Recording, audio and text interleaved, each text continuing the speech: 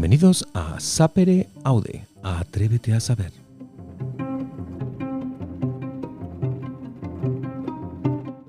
Una serie de Michael Thallion para todas esas personas curiosas, con ganas de saber, de conocer, de aprender cosas nuevas y quizás algunas cosas que no son tan nuevas.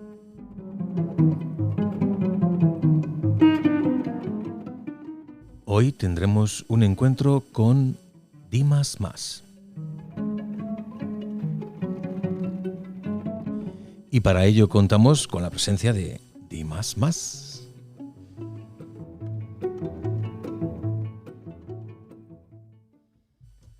Muy buenos días, Dimas. Hola, buenos días. ¿Quién es Dimas Mas? Uy, si lo supiera, podría contestar. Yo diría que un misterio para mí mismo, porque nunca, jamás acaba uno de conocerse. Somos algo así como una suerte de, como diría yo, de espectro, de trampantojo, que se habita en una habitación llena de espejos que se reflejan ad infinitum y no acaba uno de conocerse nunca. La escritura ayuda mucho a hacerlo y en ese camino estoy, en el de conocerme a través de la escritura y de mis obras y de todo aquello que escribo. Vamos a poner en contexto nuestro encuentro de hoy. Ayer fue el día en que nos conocimos en persona, porque presentaste un libro en Madrid del que hablaremos un poco más tarde. Pero de ti sé desde hace 2 años por un amigo que tenemos en común que es Emilio Pascual, porque precisamente Emilio Pascual también participó en esta serie de Sapere Aude y ya entonces en aquel episodio y luego después en otras conversaciones que hemos tenido siempre me ha hablado de ti. De hecho, yo me leí El tesoro de Fermín Minar por la recomendación que me hizo precisamente Emilio, que fue así como di contigo y soy consciente de que yo opino que a los escritores no se les conoce por lo que escriben. No obstante, te voy a hacer esta pregunta. ¿Tú crees que a un escritor se le puede conocer por lo que escribe? Sí, estoy convencido. Estoy convencido porque además en el acto de la escritura, cuando es genuino, la persona del escritor queda fuera. Entonces, aquello que expresa y aquello que escribe se produce casi como de una manera arbitraria, espontánea, genuina, al margen de su propia personalidad. Él sabe lo que quiere escribir, lo domina, lo escribe, pero en el acto de escribir, por lo menos ha sido mi experiencia, yo me he visto desde fuera escribiendo sin control de mí mismo. Solamente la mano que discurre sobre el papel con pluma, yo siempre escribo a mano y con pluma, y entonces verse desde fuera escribiendo significa que uno no está dentro de sí controlando aquello que escribe. Lo que escribe no sé de dónde sale, no sé si de las musas beckerianas o de dónde, pero aquello fluye. Y fluye sin un excesivo control del autor. Claro que él domina la materia, por supuesto, pero hay esa escisión entre el escritor que está, la persona que está fuera viendo escribir al escritor y el escritor que está escribiendo. Ese desdoblamiento para mí es básico. Me alegra que digas eso de que escribes con pluma, te voy a contar por qué. Por aquí también pasó otro escritor, Dativo Donate, que escribe con pluma, pero este escribe con pluma de ave y todo. Y con tinta se las hace él. Y ahora que lo has mencionado, si escribes con pluma, luego tienes que picar o reescribir lo que escribes para publicar los libros. En el ordenador, sí, por supuesto. Es decir, la primera versión de cualquier escrito mío es a mano, con pluma. Y bueno, en El tesoro de Fermín Minar había un capítulo en el que el personaje, que es un personaje que tiene que superar demasiadas carencias, hace un ejercicio de escribir con plumín, para ver si puede escribir mejor. En el original está escrito con plumín. Cogí el plumín en el tintero, mojaba, escribía, cada 2x3 hay que mojarlo porque se acaba enseguida la tinta del plumín. O sea, es que esa experiencia está así. En otra novela mía que está inédita de momento, se llama Mano Izquierda, está escrita íntegramente con la mano izquierda. No está mal, no está mal. Claro, quiero decir que hay una fusión entre la materia de la que se escribe y la persona que escribe, claro, eso es. Aprovechando entonces que te tengo aquí, que desconocía eso de ti, que escribías a pluma antes que pasarlo al ordenador, no lo sabía. Ya. Pero ahora que lo sé, ¿tú crees que lo que uno escribe a mano es distinto a lo que escribe con el ordenador directamente? Sí, puede que el contenido, sobre todo cuando entran en juego ideas o o especulaciones o teorías, no sea distinto. Pero cuando es creación literaria, sí. Cuando es creación literaria, sí, porque el vínculo que se establece entre el fluir de la tinta sobre la página, el latido cordial de quien escribe, la vista que está identificando todos aquellos signos, pues es distinta de cuando uno teclea en la máquina. Yo empecé a escribir poesía en máquina, no a mano. Con 15 años yo le requisé a mi padre la pluma 22 de Olivetti, que era la que él había tenido en la guerra civil, y se la requisé, y como tengo una cacografía, no caligrafía, lo mío es cacografía, no se entiende absolutamente nada, entonces soy yo el único que lo entiende, entonces escribía a máquina, por las cartas para los amigos y tal, por deferencia hacia ellos, para que me entendieran, y escribía la poesía a máquina. Luego ya evolucioné más adelante y ya me fui a la mano y sigo con mi cacografía feliz y aislado, porque sé que escribo solo casi para mí. Nadie puede descifrarlo, ni mi mujer, ni mis hijos, ni nadie. Es decir, que... Me decía este escritor, que también pasó por Sapreado, de Nativo Donate, y de hecho me lo enseñó. Y tú, que también has sido profesor de literatura, luego hablaremos también de esa faceta 30 tuya. 30 años. Que la forma de escribir, por ejemplo, de Cervantes, de Quevedo, de lo que se conocen escritores del siglo de oro, que escribían a pluma, efectivamente, sí. Él decía que me contó que escribían así precisamente por la tinta y la pluma que utilizaban. Y me hizo esta demostración. Tenía cortada una pluma de ganso, la mojó en la tinta y empezó a escribir ese famoso párrafo que dice: en un lugar de la Mancha, de cuyo nombre no quiero acordarme. La tinta da casi para cuando termina la frase. Entonces, él decía, claro, somos perezosos y eso de tener que mover el brazo un poco para mojar, que no se te caiga la tinta, pues hace que se apure al máximo y por eso son esas frases tan largas. Eso es su teoría. Ya. Bueno, sobre la longitud de las frases, claro, Claude Simon, el premio Nobel francés, decía que la inteligencia era la capacidad de leer toda una página con un solo punto, es decir, una oración que se extendiera durante una página o página y media sin necesidad de volver atrás y entendiéndola, que eso demostraba la inteligencia. Pero para eso hay que escribirla, toda una página y media, una oración, con subordinadas y subordinadas ad nauseam. Cada uno tiene su estilo. Yo soy más partidario de la subordinación que de la coordinación o la justaposición, aunque emplee cualquier estilo, por supuesto, pero subordinar las ideas y ir añadiendo incisos es un defecto de fábrica. Vamos a retrotraernos en el tiempo para hablar de ti. ¿Dónde nace Dimas Mas? A mí me nacieron, lógicamente, en Tetuán, en Marruecos, porque mi padre era militar, ya fallecido igual que mi madre. Mi padre era militar y estaba destinado allí y, bueno, nací allí. Eso sí, al año y medio aproximadamente volvimos a la península, pero siempre me gusta recordar que solo tengo un recuerdo de ese primer año y es la vista del mar desde la playa, porque nosotros vivíamos en unas casetas que estaban instaladas en la playa, que eran para unos ingenieros, que no sé qué, en fin, total, algo muy largo de contar, pero lo hacíamos en esa... Y yo tengo la percepción del mar, la luz y la playa. La tengo dentro, la tengo dentro, no se me borra de ninguna de las maneras, es mi primer recuerdo. Mar, playa y sol, cielo. Sí. ¿Qué tienes más, de tu padre o de tu madre? Pues yo he querido no tener nada de ninguno de los dos. He sido muy rebelde, muy contestatario.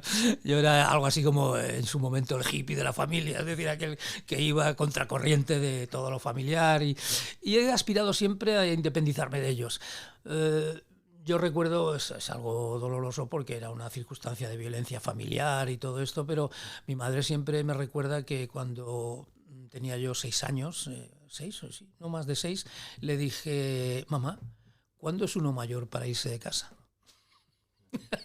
Y a la mujer le debió de parecer aquello una barbaridad o un prodigio, no lo sé, pero el caso es que desde entonces yo siempre he querido independizarme. Ajá. ¿Y cuándo fue Dimas Mas mayor para irse de casa? Pues yo me fui de casa antes de ser mayor, porque me fui de casa a los 15 años porque yo era deportista, he sido siempre muy deportista, era nadador. y entonces me becaron, como yo nadaba por Murcia, que es donde se fueron a vivir mis padres, allí no había piscina cubierta, entonces me becó la Federación de Natación y fui a la Residencia Blume de Madrid. Y con 15 años yo estaba enfrente de la Facultad de Bellas Artes, que era la más revolucionaria de todo el campus de Madrid. Y allí vivía una vida a medio camino entre el deporte y los estudiantes universitarios. Entonces tuve como una especie de epifanía, ¿no? De epifanía de la realidad, de acercarme a cosas que por la edad no me tocaban, pero que vivía cada día. Las huelgas, los grises entrando por allí y golpeando a la gente, los conciertos de la canción protesta, de Raimón, y, en fin, que era una vida que no era la que me tocaba por edad, pero por el lugar sí que la viví y bueno, aprendí mucho y luego entré en un grupo de teatro universitario, sin serlo, porque todavía no tenía ni el bachillerato. Entré en un grupo de teatro y bueno, participé en el certamen de teatro universitario de Madrid cuando estábamos viviendo ya en el Xiaoxin, el colegio chino entonces, y bueno, eran experiencias que te acaban marcando, no solo como intérprete de teatro, sino como fenómeno cultural, ¿no? Porque yo he escrito también teatro y lo llevo dentro, muy dentro. Tuve un grupo de teatro, pero bueno, estas son cosas de mucha juventud. Entonces, ¿cómo termina un chaval joven que se quiere dedicar a la natación, entiendo? Sí, bueno, era profesional. ¿Cómo termina siendo profesor de literatura y escritor? ¿Eso cómo se come? Pues sencillo. Digamos que a escribir se aprende escribiendo como a caminar caminando, ¿no? Y entonces yo he escrito siempre. Yo recuerdo mi primer poema a los que tenía yo 10 años. A los 10 años mi primer poema a una chica, evidentemente, que me gustaba muchísimo, con 10 años, allí en la Ciudad del Aire, en Murcia. Y ¿cómo se llamaba? Mari Carmen del Valle, me parece recordar, o algo así. Y un poema de amor que le dediqué. A partir de ahí ya no dejé de escribir nunca. Siempre he estado escribiendo, siempre. Cuando era niño en la escuela, estábamos en el bachillerato, el segundo de bachillerato, 11 años o así, vi en televisión, porque yo estaba castigado, yo era muy mal alumno, eso vas a decir siempre, yo era muy mal alumno, estaba castigado en casa y como ya teníamos televisión de la primera generación que tuvo televisión en el país, vi la noticia del asesinato de Kennedy, que la dieron por el telediario y tal de aquella época. Y entonces dije, oh, qué buena idea. Digo, ¿y si escribo yo un periódico con noticias de la televisión para vendérselo a los alumnos? Era un poco negociante quizás, pero el negocio es medio muy mal, nunca me he dedicado a los negocios, pero a la escritura sí. Y a la escritura he perseverado siempre desde entonces, no he dejado nunca de escribir mejor, peor, más satisfecho, más insatisfecho, y de leer. Pero ojo, yo empecé a leer a los 15 años. No soy un lector de niño, porque los escritores normalmente ya de niños viven inmersos en la literatura, primero infantil, luego juvenil y luego ya adulta, ¿no? No, yo entré a saco directamente en la literatura adulta, con El lobo estepario de Germán Gess, a los 15 años, y a partir de entonces ya no he dejado de leer ni un día de mi vida. ¿Y recuerdas cómo fue esa primera vez que te dio por leer un libro? ¿Y por qué te dio por leer un libro? En concreto, sí, el de Gess. Tiene que ver con mi estancia en la Residencia Blume en la Ciudad Universitaria. Ahí todo el mundo leía. Eras un ser extraño, un ser de otro planeta, si tú no tenías un libro en las manos. Y efectivamente yo sentí la necesidad de homogeneizarme con el ambiente, en primer lugar, que eso es un estímulo muy poderoso. Los niños quieren ser como los otros niños, los jóvenes quieren ser como los otros jóvenes, se reúnen en pandillas que tienen cierta homogeneización entre ellos, ¿no? Y cierto estandarismo, ¿no? Bueno, básicamente se parecen mucho unos a otros o quieren parecerse, no quieren desentonar. Y ese no desentonar, en mi caso, fue dedicarme a leer, evidentemente, y empecé con Juan Ramón, con Eternidades, de Juan Ramón Jiménez, que desde entonces ya fue mi poeta favorito. Cuando estuve en Palos de Moguer fui a ver su casa, museo, fundación. Yo salí de allí, perdona, pero destrozado, llorando a mares, quiero decir. Era tal la emoción de estar en el mismo espacio que Juan Ramón, que aquello lo viví con una intensidad que me sorprendió a mí mismo, porque claro, yo ya con mis hijos, mi mujer y por ahí, pero son emociones muy profundas, porque cuando leía a Juan Ramón eran emociones muy profundas las que sentí.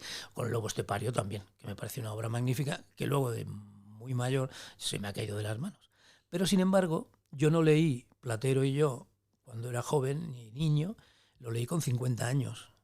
Y me dije que Platero y yo solo se puede leer con 50 años. Si no se lee antes, si se lee antes, se desperdicia todo el libro. Hay que tener una experiencia de la vida muy profunda para poder saborear y apreciar en la medida de lo que vale muchísimo, Platero y yo. Pues que tomen nota las personas que nos escuchen que tengan 50 años, que lean Platero y yo. Sí, Porque además es una recomendación de alguien que no solamente es escritor, sino que también ha sido profesor de literatura. Ah, bueno, sí. Pero ya sabía que en casa del herrero, cuchillo de palo, ¿no? Y en literatura, bueno, aunque yo soy especialista en literatura, no en lengua, los estudios lingüísticos me aburrían soberanamente. Chomsky, Jacobson, todos estos, los formalistas. Bueno, no lo entendía. ¿Qué me dicen? A mí me gusta la vida, me gustan los sentimientos, me gusta. Y entonces yo era especialista en literatura. Pero sin embargo, cuando llegué a la profesión de docente, lo que vi es que los alumnos lo que necesitaban era aprender a leer y a escribir, a interpretar los textos, a entenderlos, a reproducirlos en el sentido de producirlos correctamente, con una sintaxis ortodoxa. Y me dediqué por entero y de una manera muy intensa a enseñarles a leer y a escribir. Cada año, que entraba en el curso, me decían, ¿qué vamos a hacer? Yo digo, muy sencillo, vamos a dedicar este curso a leer y a escribir. Ellos, carcajada, gran carcajada. Y yo digo, bueno, para que vean qué es lo que vamos a hacer una prueba. Ustedes me hacen una redaccioncita pequeña, así, de una página y tal, yo me la llevo y yo la corrijo. Yo me la llevaba, la corregía. Aquello parecía, yo qué sé, la batalla del Salado, por la cantidad de sangre que había allí, de rojo, de correcciones. Entonces la pregunta ya no era ¿qué vamos a hacer?, sino, profe, ¿cree que alguien va a aprobar? Porque los pobres se daban cuenta de las enormes carencias que tenían y que para suplir eso, pues no se suple alegremente, silbando. Se requiere estudio, dedicación y escribir mucho y leer mucho. Y no eran muy lectores los chiquillos. Ahora parece que va un poco en auge la lectura juvenil y tal, pero luego se pierde. Hay un momento en que esa lectura infantil, juvenil, llega un momento que el lector desaparece, como por ensalmo, y no continúa. Y ese es una especie de hiato que hay ahí en la dedicación lectora, que se tendría que resolver. Y bueno, ahí están los especialistas, que ellos sabrán. Yo simplemente me limito a escribir. Antes has mencionado que fuiste un mal estudiante, rebelde. Sí. Y tú como profesor, cuando te has encontrado con estudiantes rebeldes, ¿cómo te las has ingeniado? Pues yo creo que la novela del Tesoro de Fermín Minar va por ahí.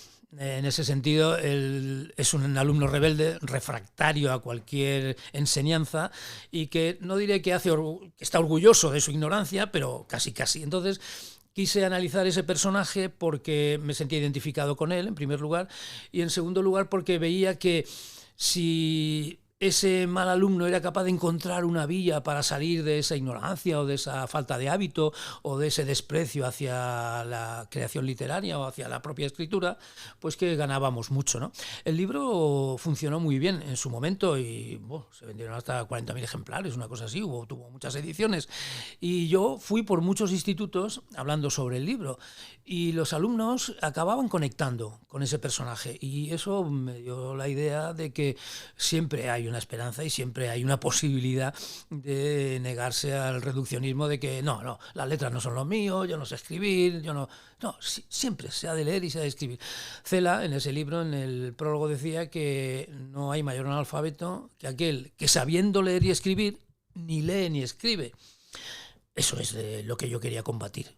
La gente tiene primero que aprender a leer y a escribir y luego leer y escribir. Las dos cosas. Es una satisfacción inmensa. Tanto uno como el otro. Leer para mí es casi más importante que escribir. No diré que... Sí, lo diré. Leo más que escribo. Afortunadamente para los lectores, claro, por supuesto.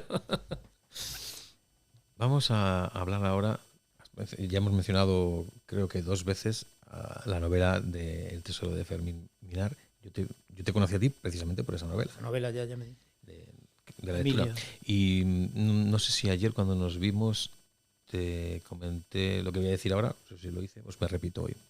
Y es que cuando yo la leí, que la he leído pues ya con 50 años, como lo de Platero sí. Y yo, lo primero que me vino a la cabeza fue que alguien, una persona joven, se lea este libro, que esto estamos hablando de los años 80. Sí. Principio de los 80, la primera mitad de los años 80, creo que recordar que era la publicación, ¿no? ¿Qué mal estoy de cabeza? No, sí, 86, 88, por ahí, sí, 88. Los años 80. Que un chaval se lea ese libro, dice mucho del nivel de lectura que podía haber en aquella época. En aquella época, sí. Porque yo me lo leí y a mí no me pareció un libro juvenil. Me pareció un libro de literatura y muy buena. Ya. Gracias. Entonces, tú que has sido profesor, ¿qué opinas al respecto de eso? Pues me alegra muchísimo que digas eso, que fue una muestra de literatura y no de literatura juvenil, porque es así. Yo no escribo literatura juvenil, yo escribo literatura. Que luego vaya hacia unos públicos o hacia otros, me da igual. Pero yo lo que tenía era la necesidad de escribir esa historia.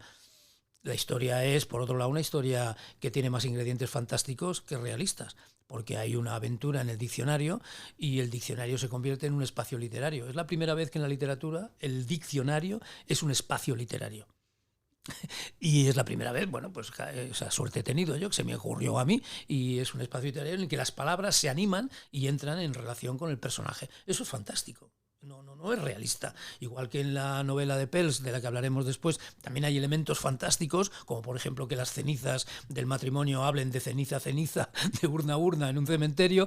Pues bueno, pues eso te permite ver la realidad desde otro punto de vista distinto y entonces entras más en la realidad. Yo creo que eres capaz de captar más los matices de esa realidad, las relaciones que se producen en ella y sí, bueno, es cierto. Era una obra literaria, no una obra específicamente juvenil o infantil. Nunca he tenido presente al lector. Yo siempre he tenido presente mi necesidad de contar una historia. Luego, para quien sea, a mí me da igual.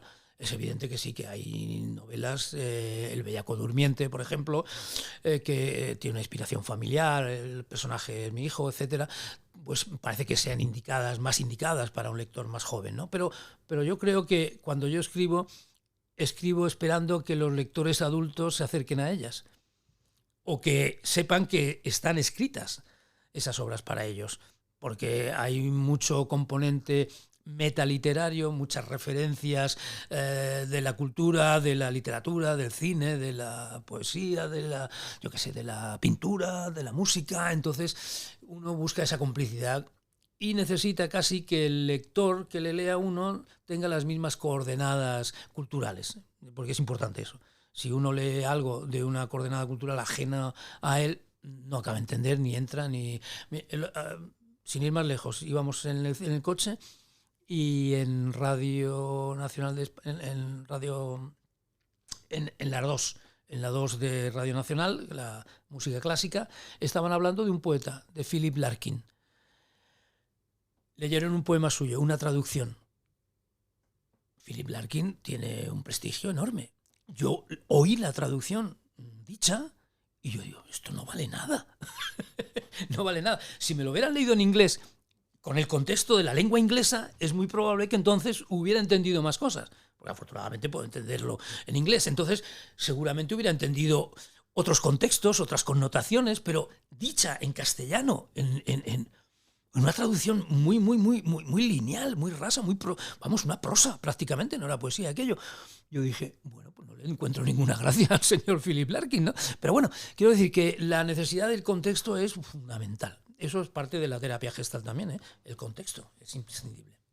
Hemos titulado este episodio precisamente Un encuentro con Dimas Mas al respecto del último libro que ha publicado la editorial Oportet, que tiene como protagonista a Fritz Perls. Fritz Perls. Que es el fundador de la terapia Gestalt. De la terapia Gestalt. Y ayer, precisamente, en la presentación del libro aquí en Madrid, fue donde nos conocimos en persona por primera vez. Sí, sí. Vamos a hablar de ese libro, pero antes quiero mencionar algo, porque yo tengo la impresión de que tú eres un escritor que cuando escribe un libro lo escribe a conciencia y eso significa que tiene muchas páginas. Eres un escritor de libros de muchas páginas. Incluso El Tesoro de Fermín Minar tuvo que reducirse para poder publicarse. Sí. Y el de Fritz Perls son 800 páginas. Bueno, incluyendo el índice onomástico, el onomasticón, que son ya 50 páginas. Es decir, que sí, como novela serán 700 y pocas, ¿no? Lo que quiero decir es que es una persona que cuando escribe se mete tanto en la historia que no hace novelitas cortas, sino que son novelas largas. todavía no me he podido leer por falta, no he tenido tiempo. La creo. última, por supuesto, pero la leeré con mucho detenimiento. Y a mí lo que me llamó la atención de la presentación que hiciste ayer es que esta novela te ha llevado casi 27 años construirla. Sí. Esa fecha, bueno, leí una anotación de cuando empecé a escribirla y hasta el 23 que la acabo se contabilizaban 27 años. Oí hablar de él a un amigo en su casa, ellos eran terapeutas Gestalt, oí hablar de la terapia Gestalt, de Fritz Perls, y me recomendaron un libro de Marie Petit, la terapia Gestalt de divulgación, y en ese libro pequeñito, está muy bien, había pues como 5 o 6 páginas dedicadas a la biografía del autor. Y entonces iba hablando de sus diferentes etapas vitales, que empiezan en Berlín y acaban en Chicago.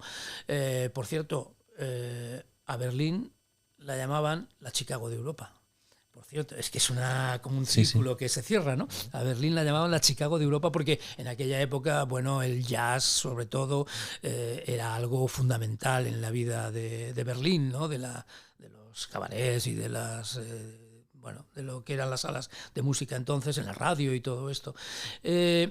Y ese círculo que se cierra en Chicago incluía Berlín, el exilio de los nazis en Ámsterdam, el segundo exilio a Sudáfrica para convertirse en terapeutas psicoanalistas freudianos, después la huida del apartheid de Sudáfrica porque no podía soportarlo Perls a Estados Unidos, en Nueva York, con la generación de los hipsters de entonces, de los años 50, y luego de ahí se desplaza a Miami y de Miami a California, de California a Canadá y luego muere en Chicago. Ese periplo, con todos esos escenarios, con el desarrollo de su terapia, con las relaciones conflictivas con su mujer, con sus compañeros de terapia, etc., lo vi, cuando leí aquello, lo vi como una novela. No sé por qué, lo vi como una novela. Podría haberme llamado la atención en el sentido de decir, hombre, aquí se puede hacer una biografía o se puede hacer un estudio, pero no, yo vi aquella vida como una novela. Dije, ¿y quién es este hombre?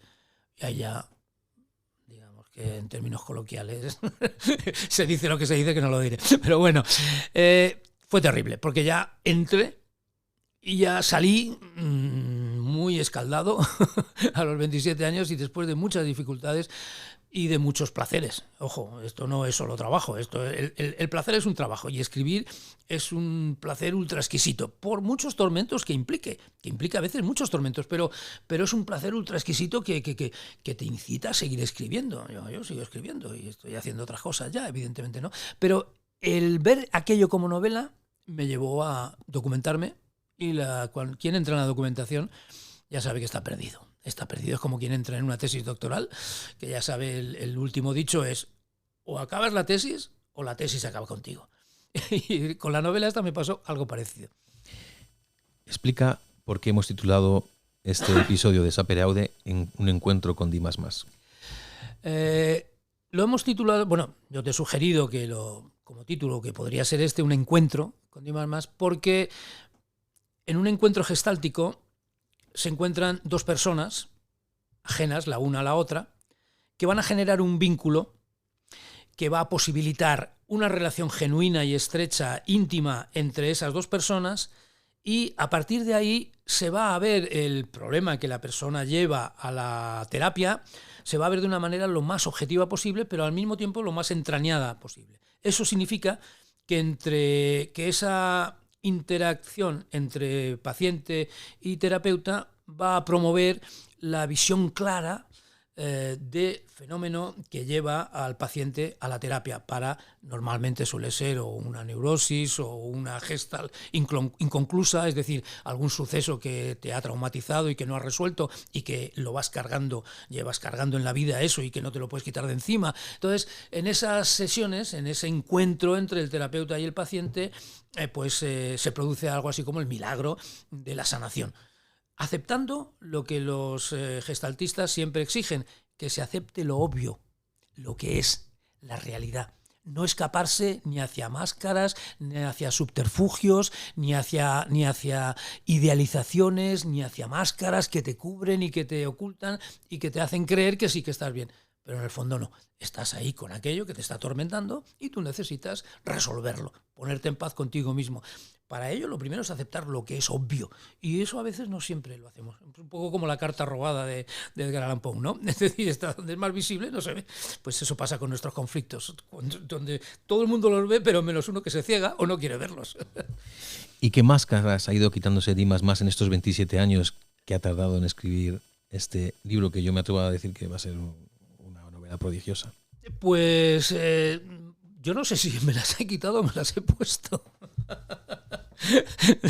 Ya sé que es una paradoja, pero yo soy escritor de paradojas. A mí la paradoja me parece una herramienta poderosísima de la creación. Unamuno era el maestro de la paradoja, ¿no? Y entonces yo soy unamuniano por naturaleza. Me he leído toda su obra, quiero decir, no en vano es uno de mis referentes, ¿no? Un profesor mío de cuando yo hice el COU, el primer año que había COU, profesor de literatura que había trabajado con Camilo José Cela en el diccionario secreto y todo esto, se fue de agregado cultural a Bulgaria o a no sé dónde por allí y tal, y a la vuelta nos volvimos a encontrar y tal, y entonces me trajo como regalo un retrato, una fotografía preciosa de Unamuno que estaba allí en la agregación cultural y pensó en mí como diciendo, más unamuniano que Dimas no lo hay, entonces, vamos a regalarle este retrato. Y bueno, es un retrato que lo tengo yo, lo conservo, y porque soy, no sé, es que la manera de respirar literatura y de respirar ideas y creación de Unamuno es, no sé, la llevo muy dentro. Es algo físico casi, diría yo, ¿no? Pero yo me tengo que poner siempre complicaciones por delante. Escribo complicado, lo aviso, no engaño a nadie. Escribo complicado, escribo con muchas referencias, pero es lo que me sale espontáneamente. A mí cuando me dicen, anda, pero esto es demasiado formal, y digo, bueno, pues no sé, voy a tener que empezar a tachar y a escribir de otra manera, pero lo que me sale es esto. Entonces, bueno, pues ¿qué le vamos a hacer? Cada uno tiene que cargar con su cruz, ¿no? ¿Qué puede esperar de esta novela? Que por cierto no hemos dicho ni el título ni el subtítulo. Y aprovecha ahora para decirlo tú. La novela se llama El guión de su propia vida. Fritz Perls, Facts and Facts. Ficciones y hechos. El subtítulo es en inglés. Ya lo expliqué en la presentación que es en inglés porque ellos, cuando salen de Ámsterdam, camino de Sudáfrica, se ven obligados a cambiar de lengua, a cambiar de idioma. Eso, si uno lo hace por placer, pues puede ser placer, pero si lo hace por necesidad para sobrevivir, porque va a tener pacientes que van a hablarles en inglés y tienen que entenderlos y aconsejarlos o por lo menos darles un intento de solución a sus problemas, ya es una necesidad acuciante que en 3 semanas tú tienes que imponerte, y luego ya con la vida diaria, porque allí en Sudáfrica era el inglés, la lengua de allí, entonces tienen ellos que hacer un cambio radical, ¿no? Y dejar de incluso pensar en tu propio idioma para pasar al inglés. Fritz Perls siempre tuvo un inglés muy germanizado. Es decir, él hablaba siempre de a gestalt, you have to consider that the gestalt is... Entonces, impresiona un poco cuando se le ve en las sesiones de terapia que hay grabadas de él, que me he visto horas y horas y horas de sesiones suyas de grabación y bueno, lo entendía, ¿no? Perfectamente. Pues ese cambio lo he querido simbolizar en la novela en el subtítulo. Y el guión de su propia vida es el ideal que Perls fue predicando a lo largo de toda su vida terapéutica. Nosotros hemos de escribir el guión de nuestra propia vida y no hemos de dejar que nadie nos lo escriba. Ni que la familia, los amigos, la sociedad nos escriban lo que nosotros hemos de hacer y lo que nosotros hemos de ser. Él es hijo de Nietzsche, lo primero, ideológicamente, también de Max Stirner, El único y su propiedad, y muy lejano también de George Hamann, un filósofo que era convecino de Kant, al que le reprochó su crítica de la razón pura porque le parecía una idealización abstracta que no tenía nada que ver con la vida, con el cuerpo, con la sensualidad, y que cuando alguien elabora una teoría que deja el cuerpo de lado, esa teoría no puede ser buena ni verdadera, porque nosotros somos básicamente materia y materia deseante. El deseo es en nosotros un motor tan fuerte como la idealización. Entonces no se puede dejar de lado. Aprovecho ahora que este inciso de Hamann para decirte una cosa. El programa se llama Sapere Aude. Correcto. Siempre se ha dicho que era de Kant, el Sapere Aude, ¿no? Que era una formulación hecha por Emmanuel Kant. Es de Hamann. Eso no lo sabía. Claro, por eso te lo digo, es una precisión. Pero Hamann no dijo sapere aude. Dijo vale et sapere aude. Vale et sapere aude. Vale significa sé tú mismo desde tu potencia, desde tu cuerpo, desde tu fuerza, desde tu energía, y luego atrévete a saber. Y Kant siempre le reprochó a Kant que le había cortado el vale. Y se había quedado con el sapere aude, atrévete a saber, porque claro, Kant se ve que físicamente, claro, no tenía una relación consigo mismo que le pareciera importante para su propio filosofar, pero sin embargo a Hamann sí que le parecía básico esa relación cuerpo-mente, que es algo así como la visión holística que tiene la terapia Gestalt. La terapia Gestalt tiene una visión holística que une mente y cuerpo, y esa unión tan estrecha pues lógicamente viene de la teoría del holismo de Jan Smuts, del que fue presidente de Sudáfrica en su día, y eso forma parte del ABC de la Gestalt, ¿no? No podemos separar el cuerpo, las emociones del pensamiento, y hemos de considerarlos siempre. Establecer ese continuo entre cuerpo y mente no es fácil, porque tendemos a disociarlo. Fels estaba en contra de la lógica binaria de Aristóteles, ¿no? O es esto, o es lo otro, y por eso se inspiró muchísimo, aunque no sé ya si me estoy enrollando demasiado, se inspiró muchísimo en un filósofo alemán y escritor que era Salomon Friedlander, que fue el inventor de la indiferencia creativa. La indiferencia creativa no es más que el justo medio entre un extremo y otro, desde el cual asumimos ambos extremos. No nos decantamos por uno ni por otro. Por eso él escribió un libro que se llama Magia Gris. Ni magia blanca, ni magia negra. Magia gris, que incluye la negra, la blanca y la propia gris. Ese sincretismo, esa asunción de las polaridades, es básico en la terapia gestal y en la vida de los gestaltistas. Eso lo saben ellos. Y lo sé yo también. Porque... ¿Qué puede, aquí vamos a entrar en conflicto con la novela, qué puede esperar alguien que sea psicólogo, y si ya es terapeuta gestaltista, pues más todavía, qué puede esperar un lector, como digo, psicólogo, y un lector que es completamente ajeno a la psicología? Pues el psicólogo se va a sorprender porque va a darse cuenta de que la novela es una novela que se centra en la vida de Pels. No es una novela biográfica ni una biografía novelada, sino es una obra literaria en la que yo cojo un personaje que ha sido real y ha vivido los años que le han tocado. Pero la manera que yo tengo de acercarme a él es desde la invención. Yo, digamos que me reinvento su vida. Y reinventarla significa escribir, por ejemplo, pues desde el primer capítulo, el coloquio de las cenizas.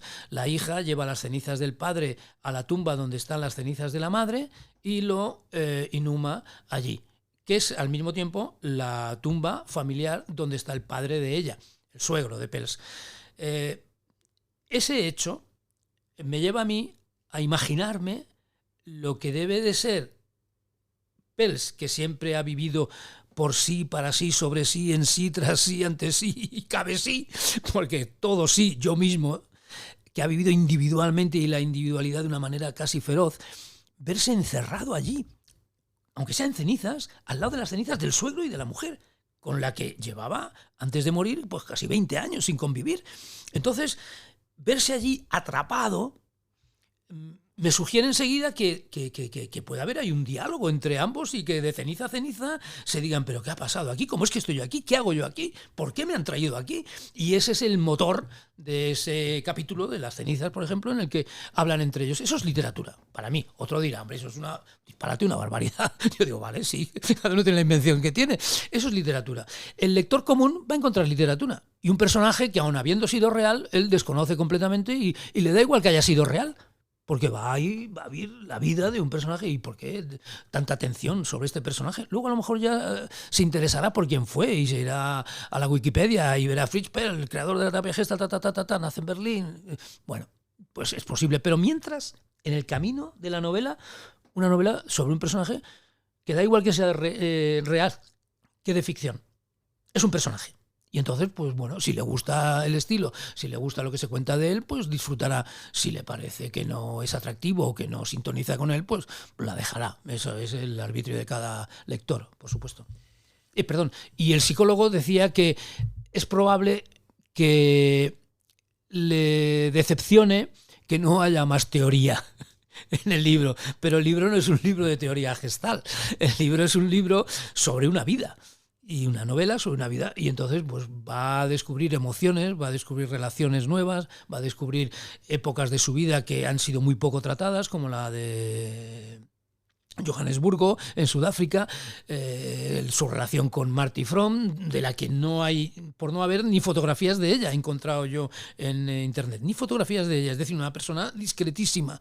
Y bueno, quiero decir, y yo he creado una relación, se extiende ese capítulo, casi 100 páginas, una relación amorosa, cuando se llevan casi 30 años, pero con una intensidad tremenda. Pero es al mismo tiempo el análisis de la insatisfacción conyugal de una mujer, su contacto con Pearls y, en fin, no quiero contar más porque eso hay que leerlo. Y tú que has investigado tanto en estos 27 años sobre la vida de Pearls y lo que hizo Pearls y todos los adminículos al lado de Pearls, sus satélites. ¿Por qué crees que la hija decidió enterrar las cenizas de Pearls junto a la madre? Fue sugerencia de la madre. Ojo, fue sugerencia de la madre, porque la madre jamás renunció a él. Era una mujer al estilo de las mujeres antiguas, que una vez que se casaban, aquello era, como decía la ceremonia, para toda la vida, ¿no? Entonces ella se sintió muy unida a él, se llevaban 12 años de diferencia, ¿no? Entonces, de edad. Y ella, cuando lo vio a él con casi 40, ella tan jovencita, lo vio así como un dios de la terapia, ¿no? Y estaba muy enamorada de él, pero él no de ella. Y entonces esa relación fue siempre tortuosa, por decirlo suavemente. Pero ella jamás renunció a él, aunque se distanció teóricamente, porque hay dos ramas de la Gestalt, una la rama neoyorquina, que es, digamos, más intelectualoide, y otra rama, la californiana, que es más holística y más de las emociones y más de la persona completa, ¿no? Digamos.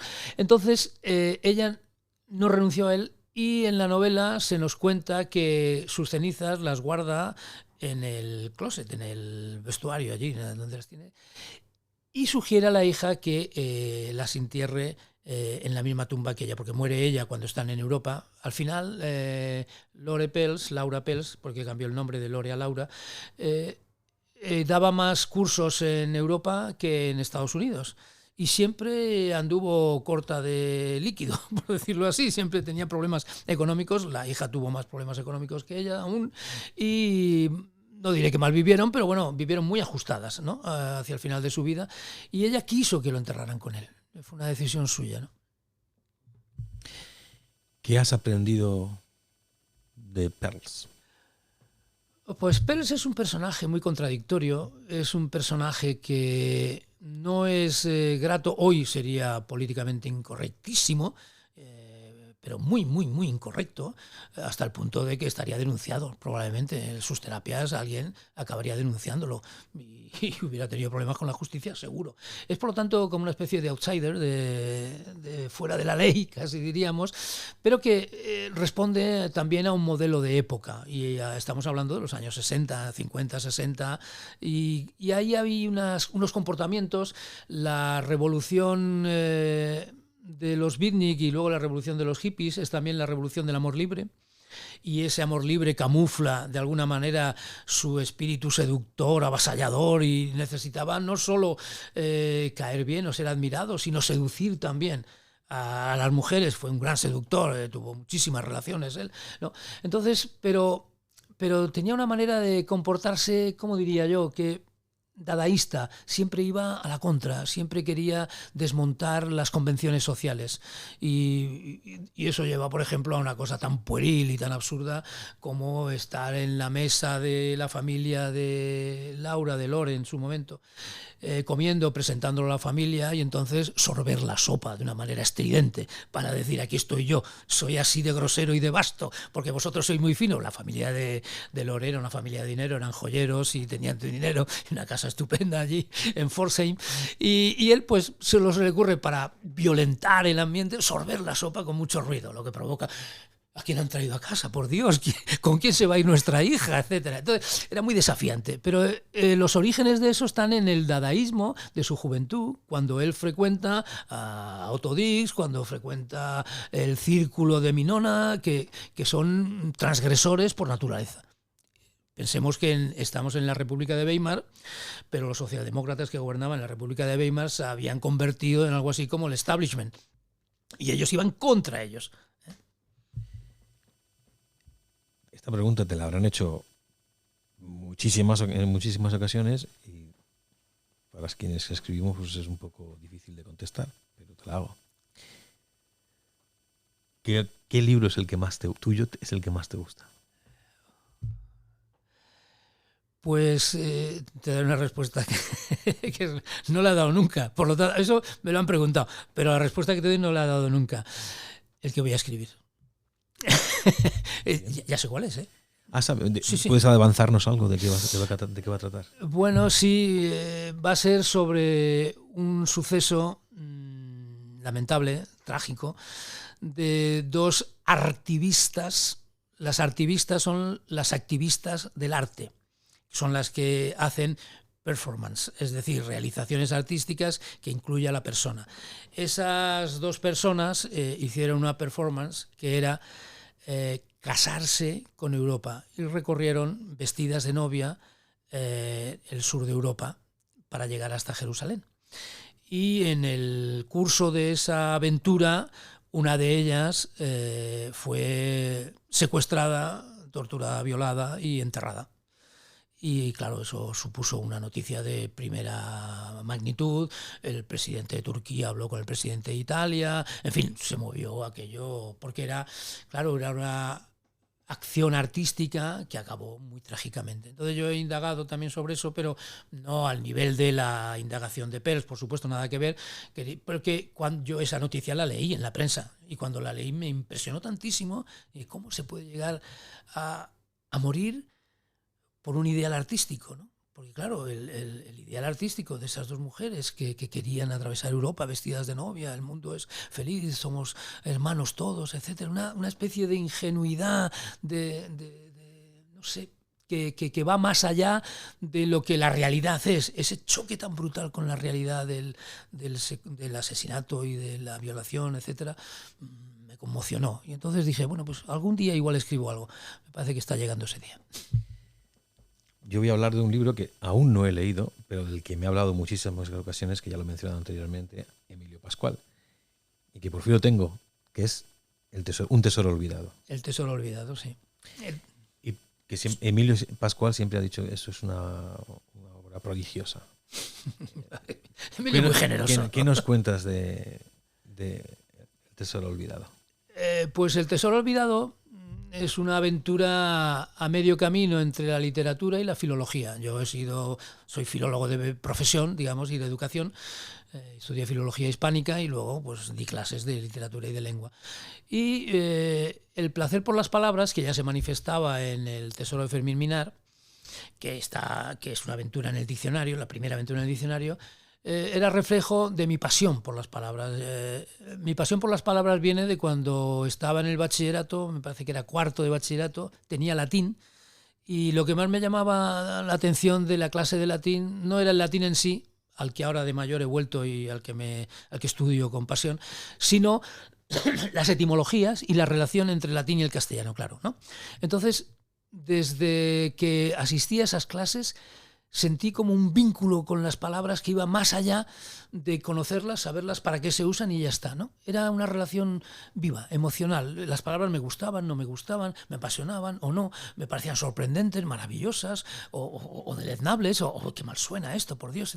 Y entonces establecía esos vínculos con ellas y, bueno, iba escribiendo, iba aumentando el vocabulario, escribí El tesoro de Fermín Minar y yo siempre tengo mis diccionarios a mano. Es decir, yo leo, entonces encuentro palabras que no conozco, las anoto, las busco, pongo la definición y tengo libretas alfabetizadas que voy apuntando todas esas palabras que no sé, tengo, yo qué sé, cientos y cientos y cientos de palabras que no se usan, que nadie usa.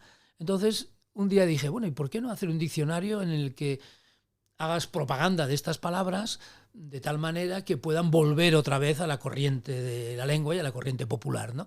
Y bueno, me propuse hacer eso y cada día me levantaba tempranito y redactaba mi palabra del día, buscaba aquello que tenía que buscar y fui haciéndolo muy poco a poco, pero a lo largo de más de un año y medio, una cosa así. Y al final ya me quedó el diccionario completo, se lo envié a Emilio Pascual.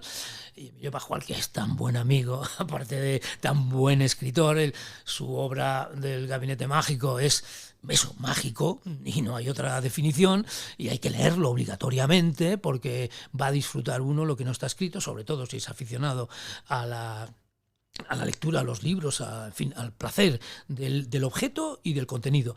Emilio, que es muy generoso, dice, hombre, Dimas, esto yo creo que deberíamos de publicarlo, ¿no? Y yo digo, hombre, por mí no hay ningún inconveniente, pero eso me va a dar mucho trabajo y a ti también. Y sí, nos dio trabajo, pero al final lo hicimos y estoy muy contento con esa obra. Tanto que estoy para hacer otro diccionario, pero eso ya se verá. Y luego hay otra faceta tuya que yo desconocía hasta hace poco, que es lo de los pozaforismos. Ah, bueno, sí. Cuéntanos brevemente qué es un pozaforismo. Bueno, pues un pozaforismo es el aforismo de Juan Poz. Juan Poz es un heterónimo mío, o Dimas Maso es un heterónimo de Juan Poz, o ambos son un heterónimo mío.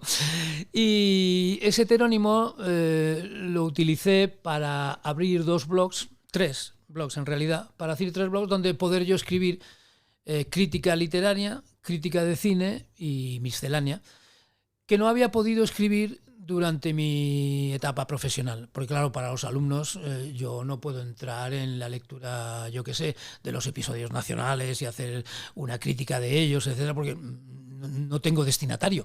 Entonces llegó el momento de la jubilación, bueno, antes de la jubilación ya lo tenía abierto, y yo iba escribiendo todos aquellos ensayos de autores y de lecturas que eran raras, que no tenían nada que ver con mi profesión, y bueno, y les he dedicado muchísimo tiempo, hago recensiones de forma habitual de los libros que voy leyendo, y bueno, a eso le sumé mi condición de cinéfilo empedernido y abrí un blog de cine, de películas, de críticas de cine. Parece que vaya, yo qué sé, 1300, una barbaridad, porque veo mucho cine, porque como soy deportista, que ya lo dijimos en su momento antes, yo cambié la natación de juventud por el maratón de mayor. Corrí mi primer maratón con 42 años para sumar, o para que coincidieran los 42 años y los 42 kilómetros. Y lo corrí y acabé bien, y un poco tocado, eso sí, pero bueno, un tiempo decente, 3:36. Y luego ya he seguido corriendo toda mi vida. Y cuando voy al gimnasio y corro, en la cinta me pongo el móvil y allí veo películas. Y entonces aprovecho, al mismo tiempo que hago deporte, veo películas y luego hago la crítica, no de todas, porque no podría de todas las que veo, pero las más importantes sí. Y es muy probable que a lo mejor con el tiempo, si lo tengo, pueda hacer una recopilación de películas poco vistas, pero que yo creo que se necesita ver. Tengo el título, pero no, y las críticas hechas, pero ahora tengo que hacer la presentación de cada autor, el contexto, etcétera. Pero el libro sí que tiene título. Son 100 películas de las que quizá no haya oído hablar, pero que nunca debería dejar de ver. 100. Hacer una selección de 100 es casi imposible. Pero bueno, como hay que poner los números redondos clásicos, pues yo he hecho eso. Uh-huh. Y luego, una pregunta que a mí me intriga y cuya respuesta me intriga, aunque no la sé todavía, y que no eres la primera persona a quien se la ha hecho en esta serie. Y es cómo se puede hacer todas esas cosas que has hecho, y las horas de escritura, que son muchas, las horas de lectura, que serán todavía más, y formar una familia. ¿Cuál es el secreto? Uf, ahí sí que estoy yo, eso es misterio. Es como decían en latín, mysterium tremendum. Un misterio tremendo. Sí, porque si ahora he hecho la vista atrás, veo que es imposible. De verdad. Ahora, estando en la situación, yo he de confesar que yo tengo un pequeño problema, que es el insomnio. Entonces, claro, a mí se me amplían las horas del día a través del insomnio. Pero aparte de eso, digamos que yo siempre he sabido aprovechar el tiempo al minuto. Yo iba con mi hijo al deporte, que lo llevaba al fútbol, y mientras él practicaba, primero el fútbol y luego el hockey sobre patines, hockey hierba, y mientras él practicaba, en las gradas yo escribía. O luego más adelante corría. Es decir, que he tratado siempre de simultanear unas cosas con otras, aprovechar los intersticios estos del tiempo, de tal manera que no haya tiempo perdido. No se pierde el tiempo nunca, el tiempo sea como sea y la vida sea como sea, jamás existe algo como tiempo perdido, no hay tiempo perdido, todo es tiempo ganado, de una o de otra manera, más satisfactorio, menos insatisfactorio, pero todo es tiempo ganado. Entonces, pues me he amoldado a las necesidades de la familia y bueno, y entre el insomnio, eso, y aprovechar cada momento. Bueno, yo leer, siempre estoy con un libro en las manos. Mis hijos, de mí es probable que lo único que recuerden es que antes de salir de casa hay que asegurarse de que uno lleva un libro bajo el brazo. Que no se puede salir de casa sin un libro. Las llaves yo creo que son algo que es evidente, pero el libro lo necesitan, porque nunca sabes dónde te vas a encontrar un atasco, dónde vas a tener que esperar más de lo que necesitabas o lo que sea, y ese es tiempo que tú puedes leer y que pues aprovechar y que pues yo he vivido aprovechando el tiempo al máximo, una optimización que dicen los técnicos, ¿no?, del tiempo. Es eso, no es otra cosa. Y luego, claro, cuando uno tiene familia, cuando te dedicas a leer, a escribir y todo eso, lo que se resiente es la vida social. Es decir, yo no soy un escritor de vida social. Yo vivo un poco como una anacoreta, recluido en lo que yo llamo mi 1,5 metros cuadrado vital. Yo vivo en 1,5 metros cuadrado. Y ahí es donde yo vivo muy intensamente. Me sacan de ese 1,5 metros cuadrado, que es mi estudio, mi mesa de trabajo, y ahí ya empiezo a perderme un poco, ¿no? Estoy ya deseando volver porque ahí lo tengo todo y no paro, ¿no? Y estoy entregado a esa labor. Luego está, por otro lado, que los grafómanos, y yo creo que tengo esa desdichada condición de grafómano, necesitan escribir de forma compulsiva. Y entonces yo digamos que doy satisfacción a ello mediante las críticas, las recensiones y luego mi propia obra. La propia obra va más lenta o más rápida en función de lo que se trate. Pero vamos, siempre escribiendo, sí. Todo tiene un principio y un final. Llega el momento en el que hago las 2 preguntas que le hago a todos los invitados y una petición. Primera pregunta. Si tuvieses que recomendar un libro que hay que leer sí o sí antes de morir, ¿qué libro dirías? El Quijote.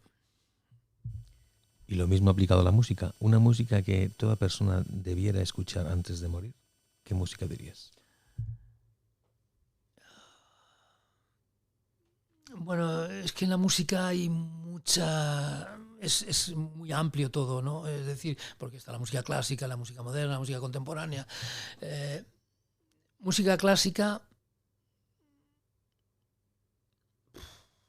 ¿Qué te diría yo? Es que eso, me están sonando ahora en la cabeza tantas melodías, tantas obras, que me dicen, no, di esta, no, di la otra, di la de más allá.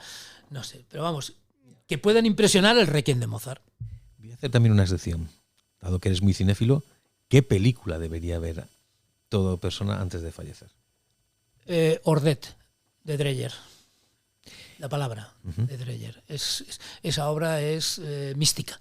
Es una obra mística y si se entra, porque no es fácil entrar en ella, pero si se entra, uno acaba convertido en el Johannes que cree que la palabra nos salva. Y yo soy escritor y estoy convencido que la palabra nos salva. Y aquí viene la petición. Imagínate que dentro de muchos años, no 10, 20, sino 500 o 1000, si todavía existen seres humanos en el planeta Tierra y tienen la suerte de escuchar tu voz en forma de onda sonora, primero, ¿te gustaría dejar un mensaje? Si quieres dejar un mensaje, ¿qué mensaje sería? Bueno, eso sí que es fantástico, desde luego. El mensaje sería que nos miren con cariño. Ya está. Pues, Dimas, te agradezco muchísimo que hayas querido participar en Sapere Aude.